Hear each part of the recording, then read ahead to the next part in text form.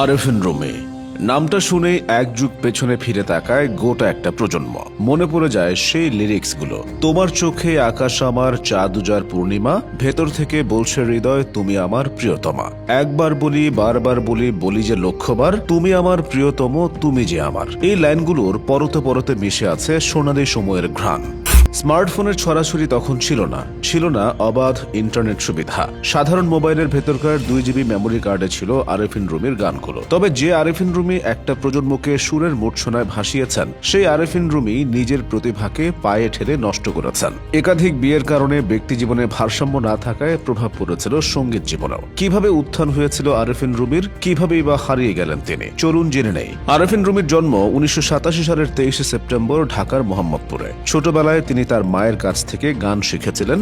তিনি পড়াশোনা করেছেন ঢাকা সরকারি মুসলিম উচ্চ বিদ্যালয় এবং সোহরাওয়ার্দী কলেজে। কলেজে পড়াকালীন একাধিক ক্রিকেট ক্লাবের হয়ে 22 গজে দাপিয়ে বেরিয়েছেন।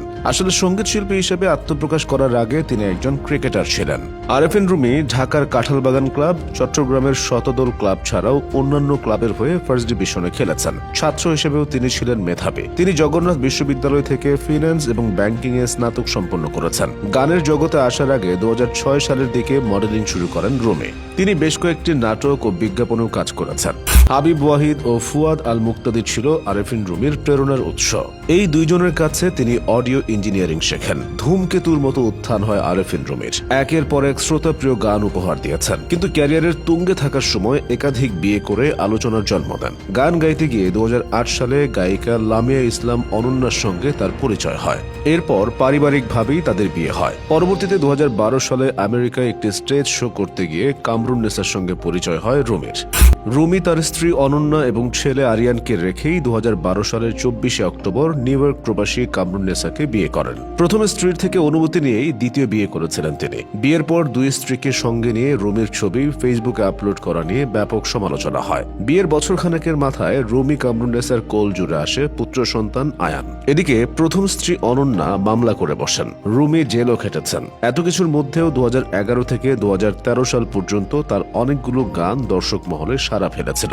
এখন পর্যন্ত তার 30টিরও বেশি অ্যালবাম মুক্তি পেয়েছে।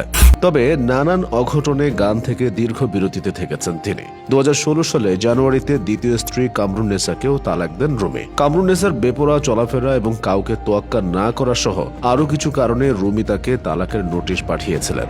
দীর্ঘ বিরতির পর 2019 সালে নতুন চমক নিয়ে আবার হাজির হন আরেফিন রুমি। টানা 10 দিনে 10টি নতুন গান প্রকাশ করে শ্রোতাদের চমকে দিয়েছিলেন তিনি। আরেফিন রুমির প্রত্যাবর্তনের ব্যাপারে অনেকেই নিশ্চিত হয়ে যায়, কিন্তু সেই রুমির দেখা এখনো মেলেনি। হয়তো মিলবে, না মিললেও ক্ষতি নেই, থাকুক কিছু অপ্রাপ্তি। অনুপম রায় তো গিয়েছেন সব পেলে নষ্ট জীবন।